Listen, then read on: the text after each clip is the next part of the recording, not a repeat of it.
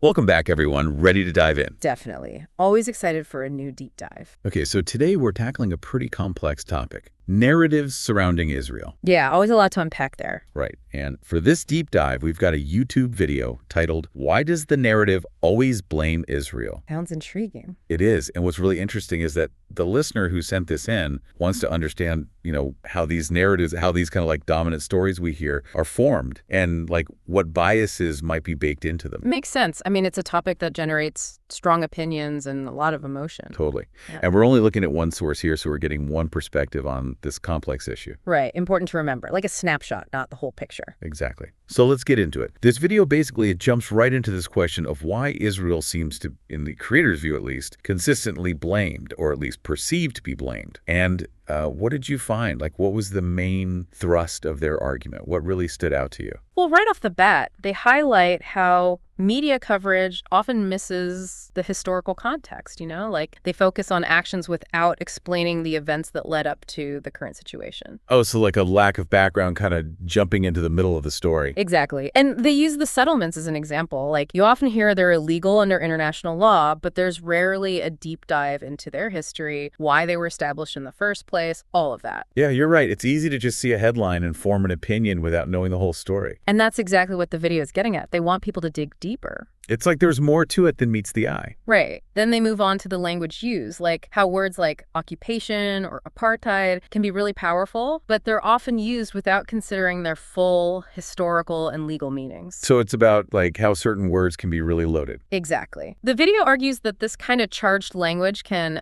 unintentionally, even if it's unintentional, contribute to a narrative that puts the blame solely on Israel. It makes you think about how we consume information, doesn't it? Like, how aware are we of the biases, even subtle ones, that might be shaping our understanding? 100%. And that's a key takeaway from this deep dive for sure. Being more conscious of how we receive and interpret information, especially on sensitive topics. Right, because it's so easy to just passively absorb what we hear. Totally. And the creator even brings up social media. They talk about how algorithms and echo chambers can amplify certain narratives while silencing others. It's almost like we're trapped in these bubbles where we only hear what we already agree with. Exactly. And that makes it so much harder to get a full, balanced picture. It's like missing pieces of a puzzle. You can't see the whole image. Great analogy. And that's one of the biggest dangers with just relying on one source or perspective. We need those other pieces to really understand the complexity. Absolutely. And the creator of this video, while they're presenting a specific viewpoint, you can really see they're encouraging people to think critically, to not just accept what they're hearing at face value. And that's something we should all be doing, regardless of the topic. Questioning assumptions, searching for different perspectives. Exactly. And remember, this video is just one voice in a much larger conversation. There are many other perspectives out there, and it's on us to seek them out. So this deep dive has been a great reminder of how important it is to be informed and to engage critically with information, especially when it comes to these sensitive and complex topics.